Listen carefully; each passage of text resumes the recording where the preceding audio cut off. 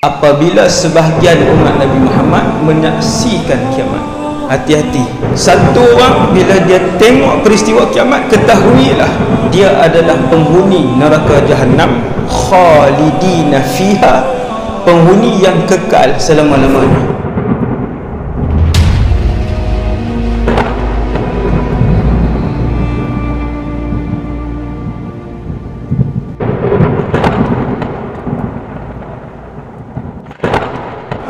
Tidak akan ada seorang pun orang Islam yang hidup ketika berlakunya kiamat, walaupun iman di dalam hatinya hanya berbaki sebesar sebutir pasir sahaja.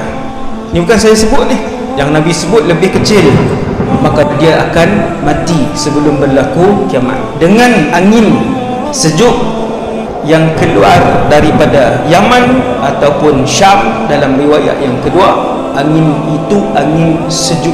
Kena orang Islam, mati orang Islam. Dia Islam, berbaki iman walaupun sedikit di dalam hatinya. Dia tidak pernah mensyirikkan Allah, tidak pernah mempersendakan hukum hakam Allah Subhanahu wa ta'ala. Itu syarat tu. Jangan pernah syirik, jangan pernah murtad, jangan pernah mempersendakan hukum hakam Allah, jangan pernah mempertikaikan hukum hakam Allah Subhanahu wa ta'ala. Dia tetap Islam walaupun berbaki sedikit. Seorang sahabat Nabi yang dia berkata tentang dirinya sendiri, dia cerita Sayyidina Huzaifah ialah pemegang rahsia Rasulullah sallallahu alaihi wasallam. Banyak rahsia-rahsia yang bahkan kadang-kala Nabi pesan sehingga aku wafat barulah diberitahukan rahsia. Kata Sayyidina Huzaifah, mereka yang berbaki iman walaupun sedikit akan mati beberapa ketika sebelum kiamat. Zaman hari ini ada jam, maksudnya beberapa minit sebelum kiamat tetap akan mati dengan angin sejuk itu. Bagaimana iman mereka? Iman mereka ialah berbaki iman mereka dan mereka tidak mensyirikkan Allah Subhanahu wa ta'ala dan apa yang saya sebutkan. Sehingga ada di kalangan mereka masih beriman, di kalangan mereka yang menyebutkan perkataan la ilaha illallah, tapi dia tak tahu apa itu la ilaha illallah. Bukan tak solat, bukan sahaja tidak solat, tak puasa Ramadan, tak. Dia sebut la ilaha illallah tapi dia pun tidak mengerti apa itu la ilaha illallah. Bila orang tanya apa itu Allah ataupun la ilaha illallah, dia jawab, dulu pernah dengar nenek moyang kita sebut, kita pun tak tahu tapi kita sebut dan berpegang dengan kalimah itu. Tuan-tuan ingat banyak mana iman dia waktu itu. Tidak ada ibadat yang dia lakukan tapi dia tidak syirik kepada Allah. Ini antara rahsia yang dipegang rapat oleh Sayyidina Huzaifah bin Yaman. Suasana beberapa minit ataupun beberapa jam sebelum berlakunya kiamat. Dahsyat. Sebut Allah, dia pun tak tahu. Sebut la ilaha illallah, bila disoal dia kata dulu pernah dengar nenek moyang kita sebut tentang perkara itu. Hadis-hadis tentang akhir zaman ini dihimpunkan oleh ramai para ulama. Kenapa belajar tanda-tanda kecil dan besar? Adakah selepas belajar tentang hadis akhir zaman, tentang tanda-tanda kiamat, kemudian tinggal pekerjaan terus bermusafir ke Syria, menetap di sana? Sebab Nabi sebut perang akhir zaman akan berlaku di Syria. Nabi tak sebut Syria, Nabi sebut satu nama tempat. Jelas perangan itu belum berlaku. Ada orang dia kaji, akhirnya buat surat berhenti kerja, bawa keluarga menetap di sana. Ni waktu saya belajar dulu ada. Nabi tak sebut apabila berlaku peperangan, apabila mendengar tentang hadis Al-Malhamatul Kubra, hadis perang akhir zaman Armageddon itu, Nabi tak sebut bila dengar hadis tu pergilah kamu ke Syam, Syria. Sebab dalam satu hadis Nabi sebut, kalau kamu tahu esok kiamat dan di tangan kamu ada benih, maka tanam dulu benih itu. Teruskan kehidupan seperti biasa, teruskan istiqamah ketaatan kepada Allah SWT seperti biasa.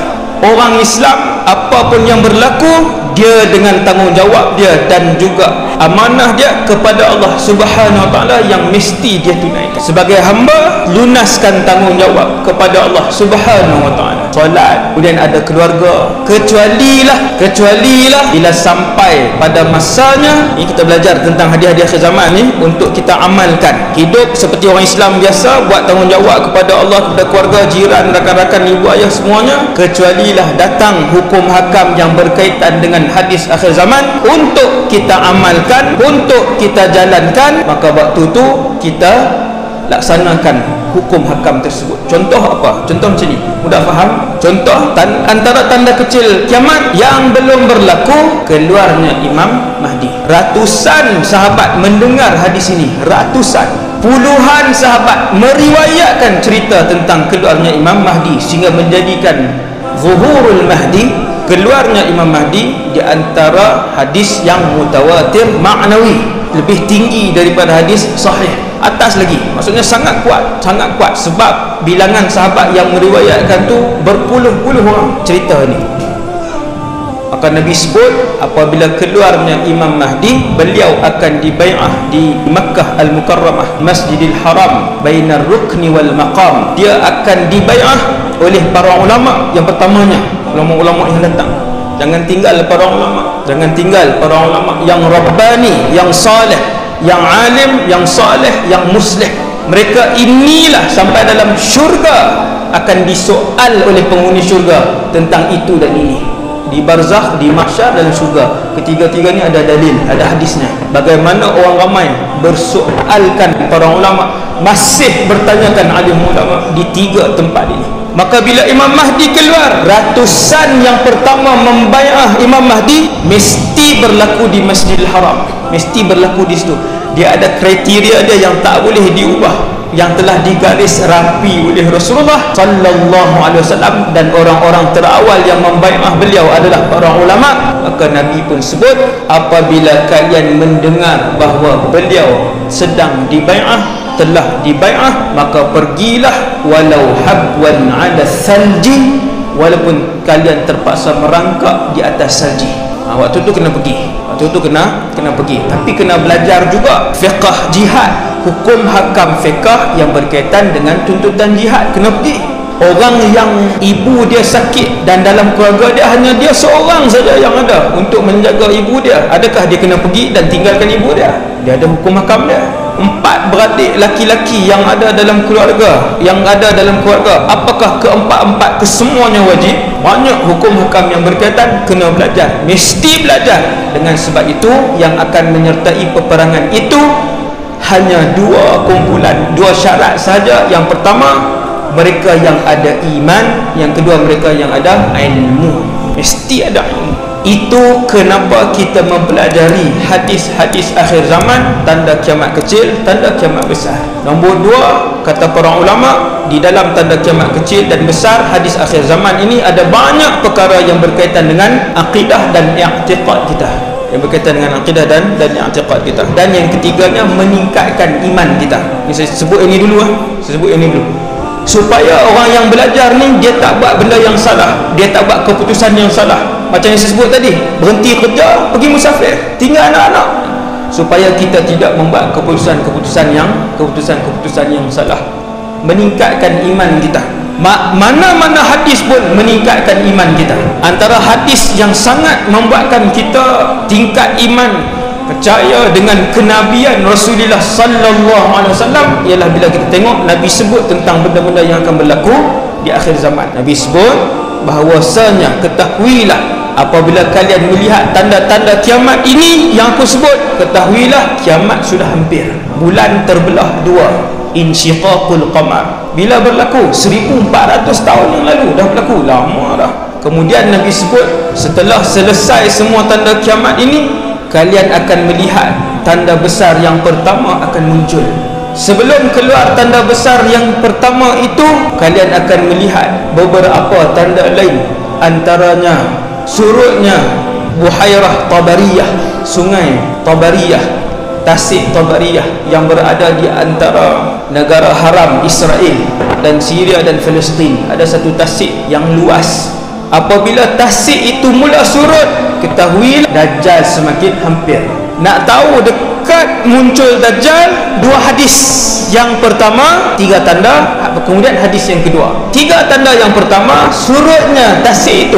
Kemudian dalam hadis yang tu juga, hadis yang sama juga, nak tahu dekatnya Dajjal, kemunculan Dajjal ini. Yang kedua Nabi sebut tentang Nakhlu Baisan. Nakhlu Baisan ini ialah ladang kurma, ladang buah kurma. Waktu sahabat Nabi, waktu 30 orang yang sesat masuk dalam pulau, 30 orang zaman Rasulullah masih hidup, 30 orang bukan Islam, agama Kristian, kesemuanya Kristian, sesat selama sebulan di lautan, kemudian terdampar di sebuah pulau, akhirnya berjumpa Dajjal di pulau itu. Hadis itu riwayat Imam Muslim, hadis sahih.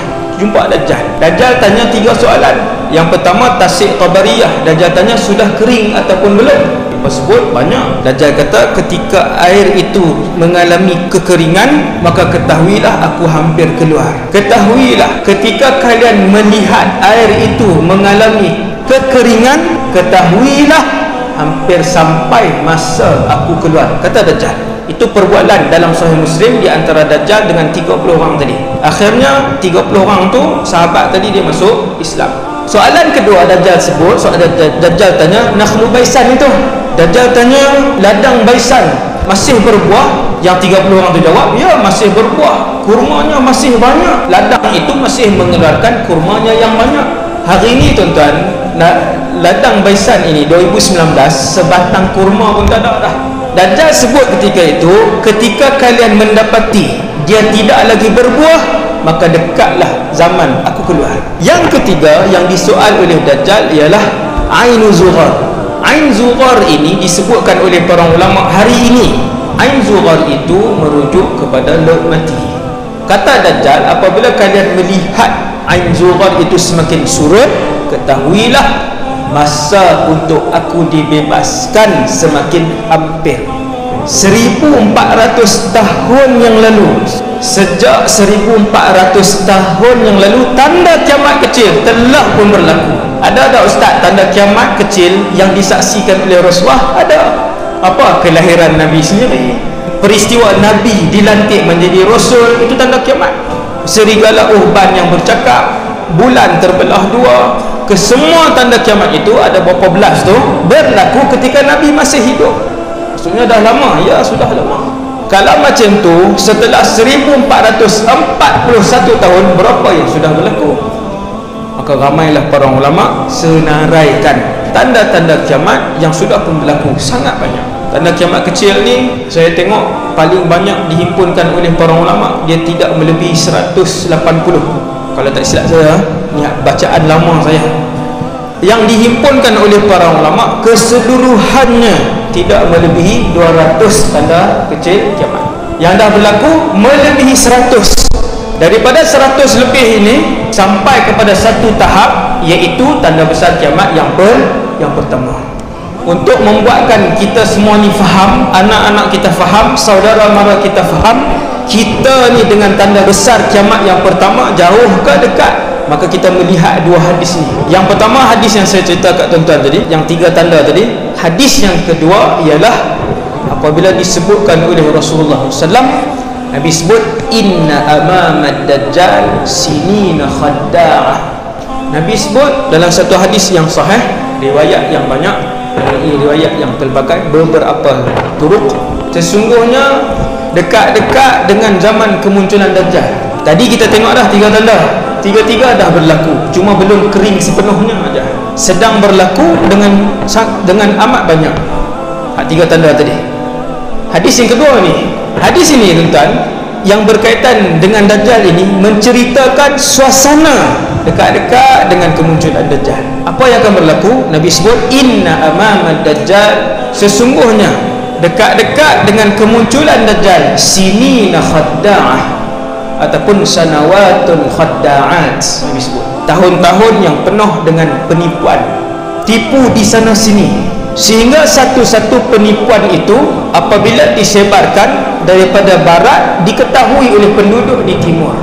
Viral lah cerita bohong apa pun, cepatnya manusia-manusia yang tak ada iman untuk kongsi dan sebarkan cerita tersebut. viral lah video apa pun yang tak betul, betapa cepatnya dalam masa 1 jam mula disebarkan di Amerika Syarikat. Dalam masa 1 jam lebih beratus buah negara video tu dah sampai, dan video itu rekaan tidak betul. Nabi sebut, subhanallah, satu pembohongan dikongsi, Nabi sebut disebar sehingga memenuhi ufuk timur dan barat. Semua orang yang pandai buat video berlumba-lumba untuk membuat pembohongan. Tak payah bincang luar negara lah, yang dalam negara pun banyak. Ada satu laman web dibayar khas untuk mereka video. Saya tak payah sebut, saya sebut tuan-tuan jadi pula. Satu laman web khas, boleh dibayar untuk buat video apa-apa. Hasbunallah wa ni'mal wakil. Sinina khadda'ah. Nabi kata dekat-dekat dengan zaman kemunculan Dajjal, kamu akan melihat penipuan, tahun-tahun penipuan dan penyelewengan. Apa antara sifatnya lagi? Nabi sebut yukazzabu fiha as-sadiq, orang yang bercakap benar akan dikatakan penipu. Wa yusaddaqu fiha al-kadhib, orang yang penipu akan dikatakan bercakap benar. Orang percaya benda yang tipu dan orang dustakan benda yang benar. Ini zaman inna amamad dajjal, disebut dekat-dekat dengan kemunculan Dajjal. Suasana ini akan berlaku. Banyak ke sikit zaman ini tuan? Setiap hari kita boleh melihat video, rakaman video kenyataan, tulisan yang bohong disebar dan di-share merata-rata. Setiap hari, sampai dalam grup asatidhah pun ada juga, share juga. Kamu ustaz, kamu share juga benda yang tak tahu betul ataupun tidak. Dan Nabi sambung, wa yukhawwanu fiha al-amin, orang yang amanah tidak dilantik. Wa yuktamanu fiha al-kha'in, orang yang khianat, orang yang bermasalah, orang yang tak ada maruah, orang yang tidak jujur, yang tu yang dilantik di akhir zaman. Wa yatakallamu fiha ar-ruwaybidah. Tengok hadis Nabi, dan Nabi sebut akan bercakap banyak ketika itu ar-ruwaybidah. Ruwaybidah ni bahasa Arab, tapi sahabat tanya, ya Rasulullah, wa mar ruwaybidah? Ya Rasulullah, ruwaybidah itu apa? Nabi sebut ar-rajulut tafih yatakallamu fi amril 'ammah, lelaki bodoh yang tak cukup ilmu tetapi bercakap dalam urusan orang ramai. Keluar isu, dia nak komen. Yang bercakap tu tidak ada seorang pun yang berjumpa berdepan dengan orang mereka yang terlibat. Semua andaian, A buat andaian, B buat andaian, sampai Z buat andaian. Setiap andaian itu berunsur fitnah. Kebanyakan andaian itu berunsur fitnah, kebanyakan andaian itu berunsur tipu, kemudian disebarkan. Masing-masing share. Video andaian yang A buat 80,000 orang. Tuan-tuan, seandainya benda itu tipu, buhtan, tuduhan ke atas orang itu, maka dia tanggung dosa 80,000, dosa besar, sebab dia dah sebar kepada 80,000. Inna lillahi wa inna ilaihi raji'un. Kronologi alam ni tuan, masa kepada alam ni, ketika azali dulu tidak ada makhluk. Bumi tak ada, matahari tak ada, malaikat tiada, syurga tiada. Tuan-tuan boleh bayang, arash tiada, qalam tiada, neraka belum. Kemudian Allah cipta alam daripada makhluk yang paling awal. Tentang alam, seluruh alam sampailah semua diciptakan. Bumi dah diciptakan, matahari dah diciptakan, semua. Manusia belum. Setelah Allah ciptakan makhluk-makhluk terawal ni, saya nak bagi nampak tuan-tuan perjalanan masa alam ini. Setelah Allah menciptakan makhluk-makhluk terawal, qalam, arash, syurga, neraka, malaikah, apa semua, kemudian diciptakan syaitan, jin, bumi ini, langit, bintang, bulan, laut. Manusia belum. Dinosaur bukan kartun tuan-tuan, ia wujud. Arab sebut al-hayawanatul kubra, tentang dinosaur ni yang wujud ni. Manusia belum ada, lewatnya manusia. Kemudian setelah jin, syaitan, malaikat, syurga, neraka, arash, bukit, bintang, dinosaur, tanah, laut, baru Nabi Adam keluar. Manusia pertama. Bukan kita ni zaman bila ni, kita ni dah berapa puluh ribu tahun selepas Nabi Adam ni, yang 2019 ni. 2019 bermaksud 2000 tahun yang lalu Nabi Isa dilahirkan. Kan 2019 belakang huruf apa? M. ataupun mim tu miladi, tahun kelahiran. Kelahiran siapa? Kelahiran Isa alaihissalam 2019 tahun yang lepas. Jadi baru muncul Nabi Adam, kemudian sampai malam ni umat manusia malam ni 2019 ada 7 bilion. Habis manusia diciptakan manusia, Allah pilih 124,000 orang Nabi, 313 orang Rasul. Ramainya, ya. Ada hadis ni yang hasan, ada yang sahih. 124 Nabi, 313 Rasul. Ramai. Berapa yang telah dihantar? Kesemua telah dihantar. Berapa yang berbaki? Tidak berbaki walaupun satu. Maksudnya kita ni di akhir zaman. Ya, sebab tu tajuk ni akhir zaman. Ni malam ni akhir zaman. Maksudnya penghujung ekor kepada zaman alam ini. 124 orang Nabi. Subhanallah. Ramai tuan. Di mana mereka ni? Di negara mana mereka dihantar oleh Allah SWT untuk hidup? 313 Rasul. Dalam Al-Quran Allah hanya menceritakan nama 25 orang sahaja. Dan Allah sebut dalam Al-Quran, di kalangan mereka ada yang kami ceritakan, ada di kalangan mereka yang kami tak sampaikan cerita tentang mereka. Yang 313 tadi, angka 313 tu disebutkan oleh Rasulullah sallallahu alaihi wasallam. Cuma Nabi pernah sebut tentang 313 ni yang tak ada di dalam Quran. Nabi sebut begini, Nabi kata di mahsyar akan ada Rasul, di belakangnya hanya 30 orang umatnya. Tuan-tuan boleh bayang, Rasul Allah hantar kepada sebuah negeri, yang ikut Rasul tu 30 orang. Kita malam ni pun 1000 orang. Ada Rasul, kata Rasulullah dalam hadis tersebut, ada dalam Sahih Muslim ataupun dalam kitab Riyadhus Salihin, lebih mudah untuk tengok. Ada Rasul, kata Rasulullah, di belakangnya ada 2 saja umat dia. Ini tak termasuk yang 25 orang cerita Rasul, tak termasuk Rasul yang Nabi cerita ni. Hanya ada 2 orang di belakangnya, umat dia. Subhanallah. Dan ada Rasul di belakangnya, tiada langsung umatnya. Dia seorang. Allah hantar dia ke sebuah negeri, seorang pun tak ikut dia.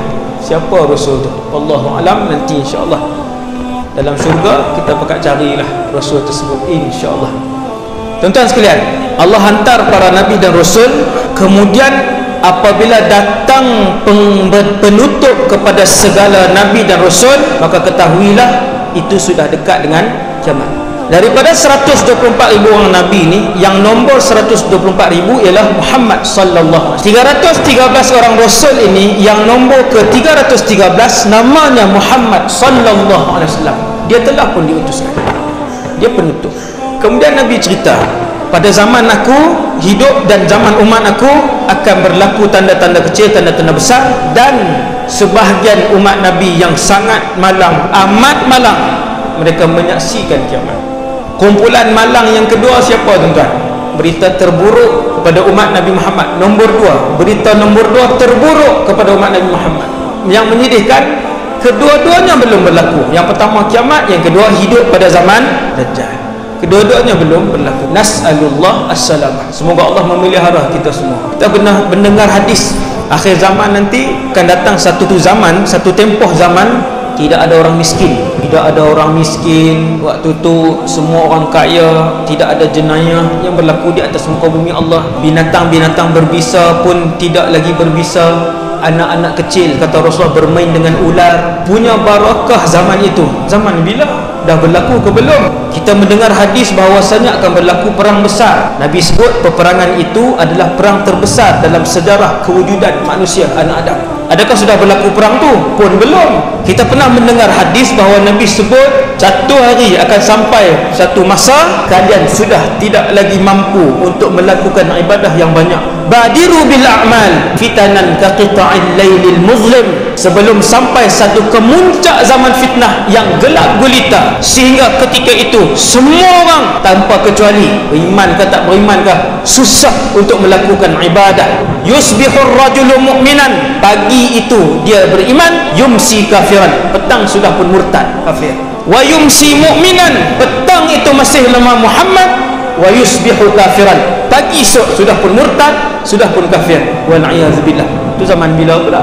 Tanda kecil kiamat, lebih separuh telah berlaku, lebih 60% telah berlaku, lebih 70% telah berlaku, lebih 80% telah berlaku. Umat ini menelusuri hari-hari ke arah pintu tanda besar yang pertama, iaitu Dajjal. Sebelum Dajjal Nabi sebut tanda tadi. Semua tuan-tuan dah dengar huraian 2 hadis yang sebut tadi. dan huraian itu bukan dari akal saya, daripada fahaman para ulama hadis. Sebelum keluar Dajjal ada berita gembira, iaitulah keluarnya cicit Rasulullah sallallahu alaihi wasallam ataupun keturunan Nabi Muhammad sallallahu alaihi wasallam yang bernama Muhammad ibn Abdullah Al-Mahdi. Tuan-tuan, dia akan keluar dulu. Dia dibai'ah, dia bawa pengikut dia. Tanda nombor satu yang paling besar bahawa lelaki tersebut ialah Mahdi, kata para ulama, dalam lipatan sejarah sejak 1400 tahun ni, lebih daripada 50 orang yang mengakui Imam Mahdi. Kata para ulama, tanda nombor satu paling besar dia itu Mahdi ialah, dengar tuan-tuan, dengar, ini tanda paling besar, tentera yang keluar daripada Syam. Nabi sebut, ulama hari ini sebut Syam itu ialah Syria. Tentera itu disebut As-Sufyaniyun, Jaisyus Sufyaniyin.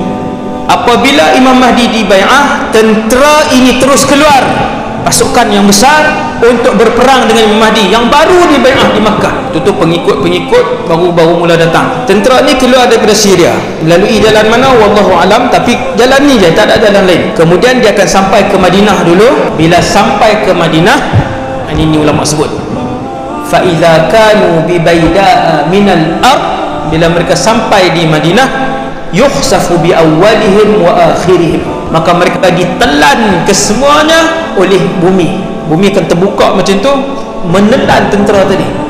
Tak ada berperang pun. Yang tu baru episod 1, ada 100 episod Imam Mahdi.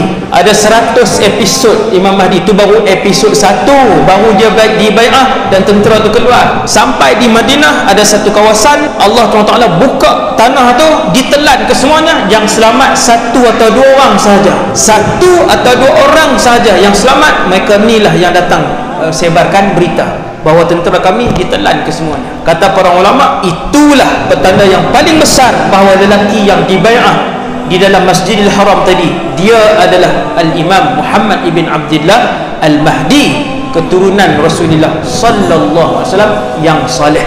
Dia dulu akan keluar duluan.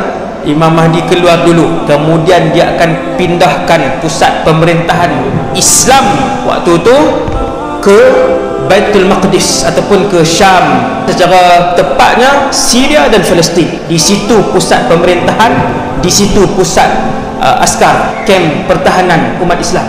Kem pertahanan terbesar umat Islam ada di Dimashq, Damascus hari ini, Damsyik hari ini ada di Dimashq, dan Nabi sebut nama tempat itu, iaitulah Rutah. Kem akan menjadi satu kem pertahanan terbesar dan terkuat umat Islam pada zaman Imam Mahdi itu. Imam Mahdi daripada Mekah, dia pun pergi ke ni episod ringkas-ringkas je ni, daripada 100 episod tu, tuan-tuan, dia pisahkan pusat, dia pindahkan, dia jadikan pusat pemerintahan Islam ketika itu. Waktu tu ramailah yang mujahidin sebenar, yang betul-betul ada ilmu dan iman yang pergi ke sana. Kemudian yang mujahidin separuh jalan, yang mujahidin kuat semangat saja, ilmu tak ada, yang macam-macam jenis lah, yang munafik, yang ikut kawan, tak tahu pergi mana, semangat tengok pegang senjata dia pun pergi juga. Maka bertumpu ramailah orang Islam waktu tu di Syam, di Baitul Maqdis waktu tu, sehingga sunyinya Masjid An-Nabawi. Ini hadis, sunyinya Masjid An-Nabawi sehingga di luar masjid kalian akan melihat anjing yang berkeliaran. Tuan-tuan, kenapa Masjid Nabawi? Bukan orang menghina Masjid Nabawi. Hadis ini, kata para ulama, bukan bermaksud orang Islam tidak beriman, meninggalkan Masjid Nabawi, tidak merindui Rasulullah. Tetapi ketika itu pusat pemerintahan Islam adalah di Baitul Maqdis.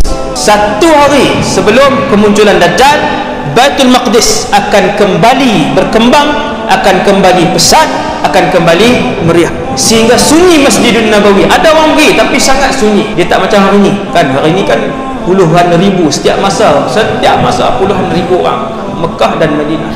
Nah, satu hari akan datang masanya ini, tuan-tuan, itu masanya ketika Imam Mahdi keluar, dia jadikan Baitul Maqdis dan Syam sebagai pusat pemerintahan dan kem pertahanan tentera. Berlaku perang kecil 1, berlaku perang kecil kedua, menang, berlaku perang kecil ketiga, menang, berlaku perang kecil 4, menang. Orang Islam sibuk, dia sibuk, tuan-tuan, dia akan sibuk waktu tu kumpulan Islam yang paling besar, yang paling kuat, kumpulan Imam Mahdi. Tuan-tuan, ruang untuk mati syahid kepada umat ini masih terbuka luas. Syahid yang hakiki, syahid yang berperang, yang confirm berada di pihak yang benar. Siapa? Dengan Imam Mahdi. Memang dia orang yang paling saleh dan paling warak, paling alim pada zaman itu, ketika itu.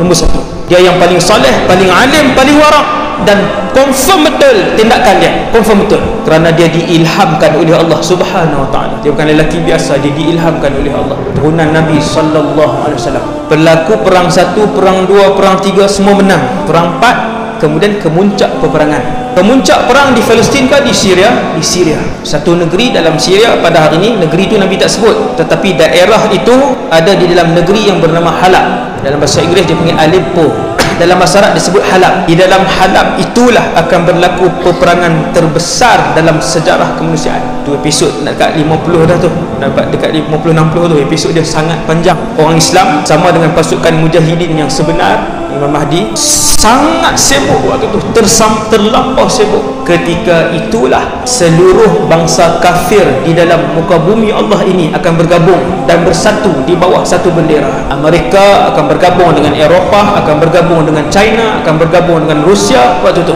Dia sebelum tu ada episod lagi, ada 7-8 episod. Orang Islam bergabung dengan satu pihak yang besar. Nabi sebut, Nabi cerita orang Islam akan bergabung dulu dengan satu kumpulan Nasrani. Nabi sebut tentera Nasrani. Cina Nasrani kan tuan? Negara Cina kan? Kuasa besar dunia. Rusia Nasrani kan? Kan? Europe Nasrani. Nabi sebut kalian akan bergabung dengan satu kuasa besar daripada Nasrani, berperang dengan satu kuasa besar yang lain, kemudian kalian menang. Kemudian kalian bergaduh dengan kuasa besar yang kalian bergabung ni, sebab kumpulan Nasrani ini mengangkat salib dan sebut dengan nama salib ini kita menang.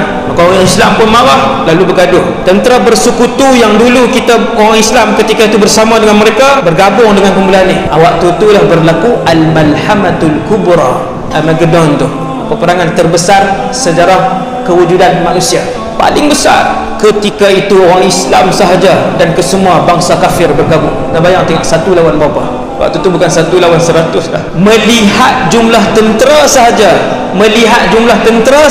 munafik yang ada dalam kumpulan ni patah balik. Tak perang lagi, baru tengok jumlah tentera. Kronologi zaman ni tuan-tuan, dia akan berlaku perang tu, kemudian orang Islam menang. Selesai menang, keluar Dajjal. Betul-betul selesai perang itu, keluar Dajjal di Asfahan atau Khurasan, Iran. Maka berlaku pula peperangan tentera Imam Mahdi dengan tentera Dajjal. Kali ini tentera Imam Mahdi berundur kuat, sebab tentera Dajjal kuat. Berundur satu tempat berundur. Akhirnya sampai duduk dalam satu masjid. Masjid itu ada menara putih. Di menara itulah Nabi Isa akan turun daripada langit yang kedua. Tuan-tuan, mendengar kisah ini, ada orang dalam YouTube ceramah saya tentang kisah Nabi Isa turun ni, bawah tu dia tulis Ustaz Wadi itulah Dajjal sebenar. Sebab dia bawa cerita tak masuk akal, cerita karut zaman ni tuan-tuan. Berundur, tak boleh bertempur dengan tentera Dajjal. Kuat. Kenapa kuat? Berundur sampai di masjid itu, semayang, dah azan, sudah iqamah, sudah berada dalam saf, Allahu Akbar, imam dah angkat takbir. Kemudian turun Nabi Isa AS, turun di situlah, daripada langit, turun daripada langit, turun secara hakikat, secara fizikal, bukan roh, fizikal ni, boleh pegang, boleh sentuh Nabi Isa. Nabi Isa makan, Nabi Isa minum, Nabi Isa tidur, Nabi Isa berkahwin, Nabi Isa dapat anak. Itulah yang diceritakan oleh Rasulullah sallallahu alaihi wasallam. Tuan-tuan, yang tu berita gembira. Tuan-tuan pernah bayang hidup dengan seorang Rasul? Allahu Akbar. Tuan-tuan, kalau boleh hidup dengan mana-mana Nabi yang 124,000 orang Nabi tu, boleh hidup seorang pun cukuplah. Kerana mana-mana Nabi tak pernah bercakap bohong, mana-mana Nabi tak pernah menyakitkan hati orang lain, mana-mana Nabi tak pernah meninggikan suara.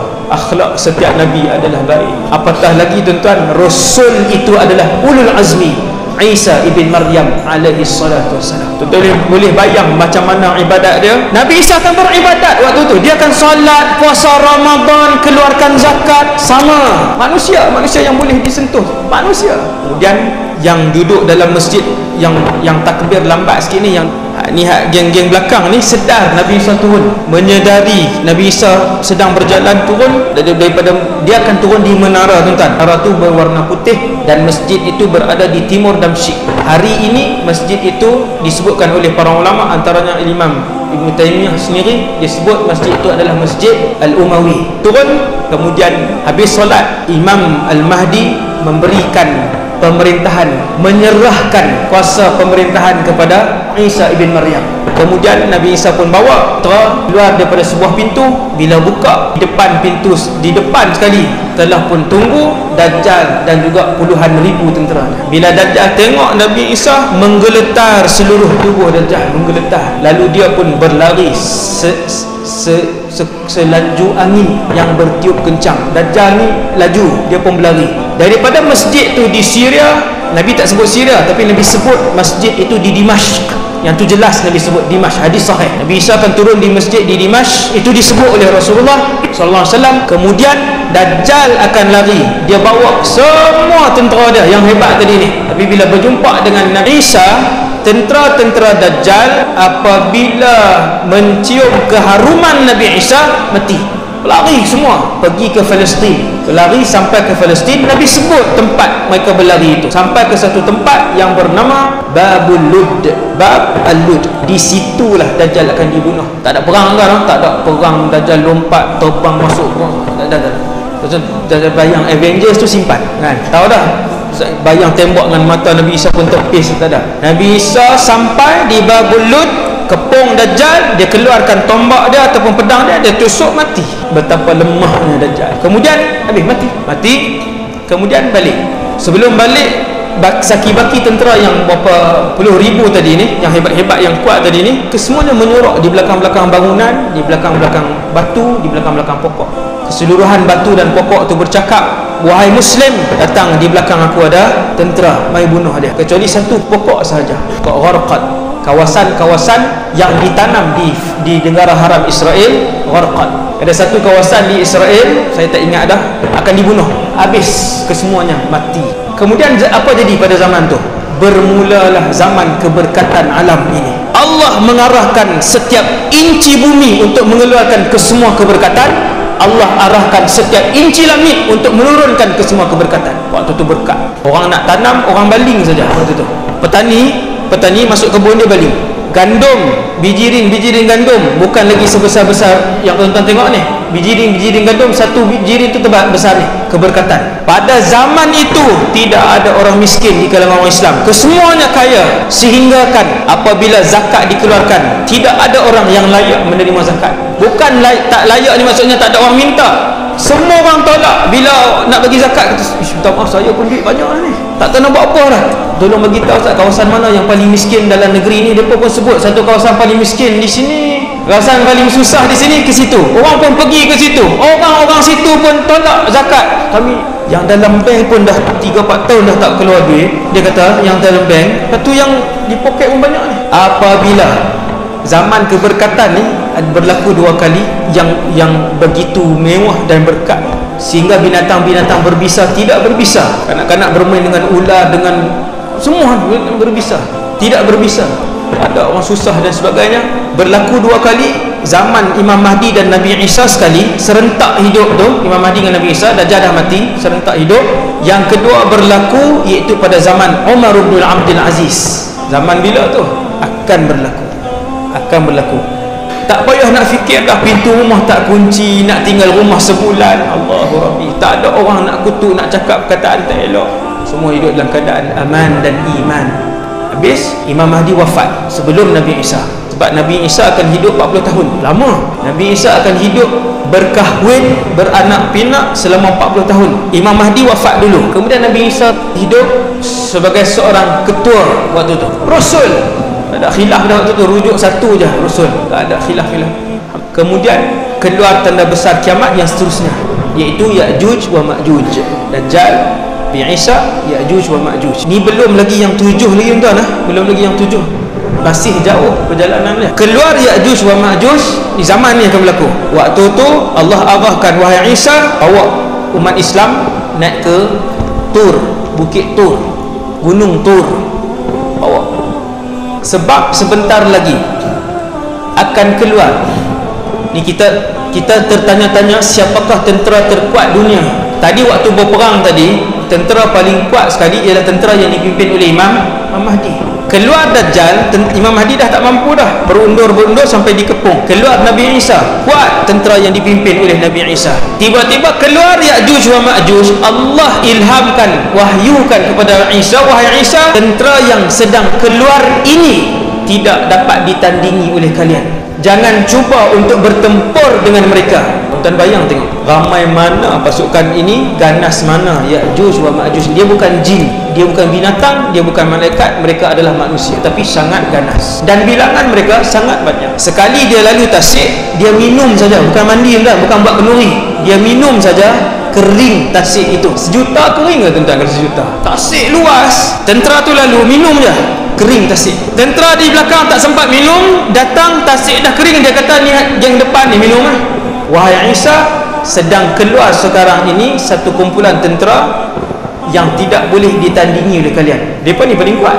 Maka Nabi Isa pun naik atas bukit Tur, munajat. Ya'juj wa Ma'juj ni penuh, mengelilingi muka bumi Allah ni. Tapi tak ada hadis yang sebut kata seluruh muka bumi ni dia keliling, wallahu alam, itu tak ada hadis. Maksudnya dia keluar takat tempat yang dia sampai. Bilangan mereka sangat banyak, tak ada pasukan tentera yang boleh berlawan dengan mereka sebanyak manapun bom atom yang dimiliki. Dahsyat kumpulan ni. Nabi Isa pun munajat, tentera ni pun yang Ya'juj wa Ma'juj ni buat kerosakan di atas muka bumi Allah, bunuh, bakar, macam-macam. Akhirnya Allah turunkan bantuan. Tentera apa Allah Ta'ala nak buat turun ni? Adakah pasukan malaikat? Subhanallah. Ini kata kitaran alam ni. Allah turunkan bantuan ketenteraan. Tentera-tentera itu adalah ulat kecil saja. Mereka berada di leher-leher Ya'juj wa Ma'juj, kemudian menggigit dan akhirnya mati kesemua Ya'juj wa Ma'juj. Last sekali tentera yang paling kuat atas muka bumi Allah ni, ulat tu.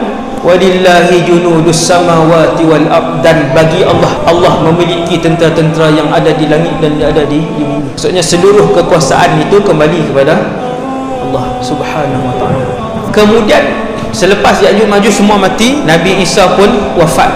Lepas hiduplah beberapa tahun kemudian wafat. Kemudian berlaku gempa di barat, gempa di timur, gempa di semenanjung Arab. Ni saya buat turutan ni bukan secara pasti tuan-tuan. Yang ni semua ijtihad para ulama. Ada banyak pendapat, saya pilih salah satu yang ni. Dajjal, Nabi Isa, Ya'juj wa Ma'juj, gempa di timur, gempa di barat, gempa di semenanjung tanah Arab. Ada lagi 4. Empat ini lepas Nabi Isa wafat ni. Tuan-tuan boleh bayang zaman itu macam mana. Lepas wafat, dabah binatang berkaki 4. Bila sebut dabah wajib berkaki 4. Dia bukan berkaki 2, bukan kaki 7, bukan kaki 9. Dabah ini akan keluar. Ni semua tanda-tanda besar kiamat. Benda dabah ni apa? Dabah ini bercakap. Kallimuhum bi annan nas kanu bi ayatina la yuqinun. Dabah, matahari, khan. 3 ini disebut oleh para ulama yang menghurai hadis akhir zaman, dan mereka sebut 3 serangkai. 3 ni serangkai wajib berlaku di antara satu sama lain. Apa maksudnya wajib berlaku di antara satu sama lain?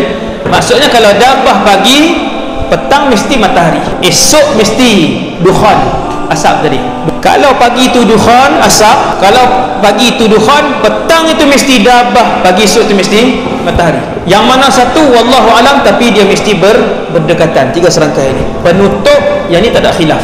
Penutup kepada 10 tanda besar kiamat ini adalah api. Adalah berakhir dengan api yang keluar, kemudian berlakulah kiamat. Kita di satu tempat, di satu zaman, di satu masa yang tanda besar yang pertama belum berlaku, Dajjal tadi. Tapi bila saya sebut hadis tadi, tuan-tuan boleh nampak, tengok Nabi sendiri yang sebut hadis tentang tanda-tanda sebelum Dajjal keluar. Kita pun dah baca, kita pun dah urai secara ringkas, kita pun dah tengok. Sebelum Dajjal, Imam Mahdi. Sebelum Imam Mahdi, sungai di Kufah, di Iraq, Kufah Iraq, sungai Furat. Sungai itu akan kering. Ada hadis sahih. Apabila sungai itu kering, terzahirlah segunung emas. Segunung emas, bukan nak kena pergi apa dah ambil tu? Nak kena ambil dulang, lepas tu nak bahaya. Nabi sebut segunung emas. Pergi berebut saja. Yang satu tempat emas yang tak perlu didulang, pergi ambil saja. Akan tetapi Nabi melarang orang Islam untuk pergi ke situ. Seandainya kalian ada di situ, jangan ambil emas itu. Kerana setiap 100 orang yang pergi ke situ, 99 akan mati dibunuh. Setiap orang yang pergi ke situ berniat dan berazam untuk membunuh yang lain, termasuk seorang yang selamat itu. 100 yang pergi untuk ambil emas tu memang berjaya ambil, tapi tak berjaya bawa balik, dibunuh. Seorang yang selamat itu, kata para ulama, dia juga berdosa besar. Sebab dia juga ketika pergi dan ketika mengambil emas itu berazam untuk membunuh orang lain. Memang sangat-sangat berjaga-jaga untuk membunuh orang lain, tapi sebab dia yang paling banyak membohong, dia yang paling banyak helah, dia yang paling selamat ketika itu, seorang je yang. Maka tanda-tanda kecil yang berlaku pada sekarang ini, zaman ini, yang kita tengok di keliling kita. Nabi pernah sebut waktu Dajjal keluar, dia naik di atas Bukit Uhud. Siapa yang pergi umrah tengok Bukit Uhud, Dajjal akan naik Bukit Uhud. Siapa yang pergi umrah waktu ziarah tu, bawa ke kawasan Uhud, dia berdiri di atas bukit pemanah tu, dia boleh nampak Masjid An-Nabawi. Daripada jauh Masjid An-Nabawi kelihatan warna apa tuan? Warna putih. Daripada atas, kalau tuan terbangkan drone pun kan, daripada atas tuan akan lihat Masjid An-Nabawi kelihatan seperti istana yang berwarna putih. Kebenaran mukjizat Nabi sallallahu alaihi wasallam. Nabi cerita 1400 tahun yang lalu, ketika Masjid An-Nabawi bukan pun berwarna putih, Nabi kata Dajjal naik atas Bukit Uhud dengan pengikut-pengikutnya, tentera-tentera dia yang kuat tadi. Lalu Dajjal pun tunjuk ke Masjid An-Nabawi. Kata Dajjal, lihat Al-Qasrul Abyad, lihat Al-Qasrul Abyad, istana putih itu.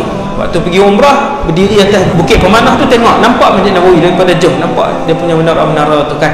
Kata Dajjal sambil menunjukkan, dia kata, lihat istana putih itu, Masjidu Ahmad, itu adalah Masjid Ahmad. Nabi dipanggil dengan dua nama, Muhammad dan juga Ahmad. Semua para malaikat di langit memanggil Nabi dengan nama Ahmad dan Muhammad. Dan Masjid An-Nabawi telah pun siap dibina seperti istana zaman hari ini 2019, seperti istana, dan berwarna, daripada jauh kelihatan berwarna putih. Dua, saya sebut dengan laju tanda-tanda kecil kiamat yang berada di keliling kita. Dua, Nabi sebut, apabila kalian melihat ramai di kalangan umat aku meninggalkan solat. Tuan-tuan, di Malaysia, tuan boleh google sekejap lagi, peratus yang meninggalkan solat di Malaysia adalah 80 hingga 85%. Apa yang ada mengajar di sekolah menengah, cikgu, sekolah rendah ke? Sekolah rendah kita tak boleh mendirikan, ada tak baligh lagi. Sekolah menengah boleh tanya, tepat dengan kajian yang dilakukan oleh pelbagai agensi dan pihak perseorangan, 80% orang Islam di Malaysia tidak melakukan solat. Inna lillahi wa inna ilaihi raji'un. Balik semak anak masing-masing. Keadaan tinggal solat itu adalah satu daripada tanda kiamat, dan ia telah pun berlaku. Di antara tanda kiamat, dekat dengan kiamat, ramai umat Nabi tak tutup aurat, laki-laki dan perempuan sama. Yang ketiga, di antara tanda kiamat ialah ramai di kalangan umat aku minum arak.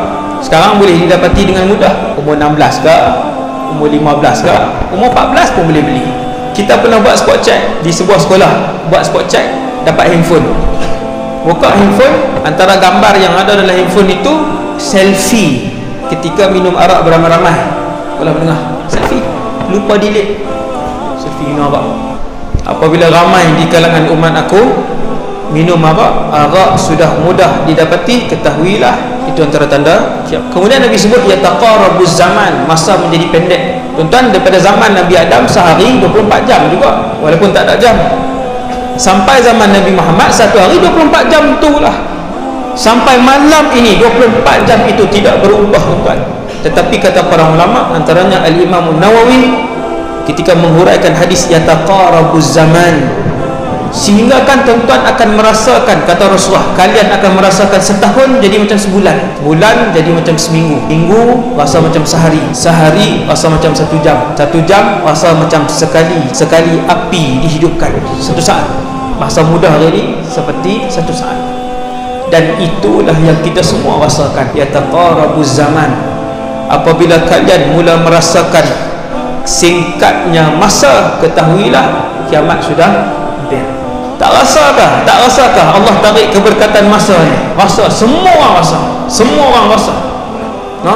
Walaupun hari ni mesin basuh automatik, lepas tu siap kering lagi, kemudian sekarang dah ada mesin lipat pula.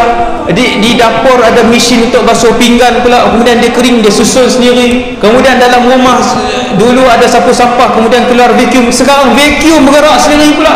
Vacuum letak di situ, set, dia gerak sendiri. Tetapi manusia tetap merasakan masa tak cukup. Sekejap, yataqarabuz zaman. Kemudian Nabi sebut yakthurul harju, banyak pembunuhan. Di Malaysia bunuh 7 bintang. Saya bagi 7 bintang. Kes bunuh setiap tahun meningkat. Dan kes bunuh di Malaysia 7 bintang. Sebab apa tuan? Sebab di Malaysia orang sanggup bunuh bayi. Saya berapa video yang orang hantar kepada saya tentang pembunuhan bayi dan sedang membunuh bayi. Beberapa video di Malaysia. Inna lillahi wa inna ilaihi raji'un. Ajaib. Sebab bunuh di Malaysia bukan bunuh sama-sama bergaduh dengan orang besar ni. Bunuh bayi. Dan orang tu normal, bukan orang gila. Inna lillahi wa inna ilaihi raji'un. Nabi kata yakthurul harju, akan berlaku banyak haraj. Sahabat tanya, wamal harju ya Rasulullah? Harj itu apa ya Rasulullah? Nabi kata al-qatl al-qatl, pembunuhan jadi banyak, pembunuhan jadi banyak. Purata di Malaysia sehari 2 pembunuhan.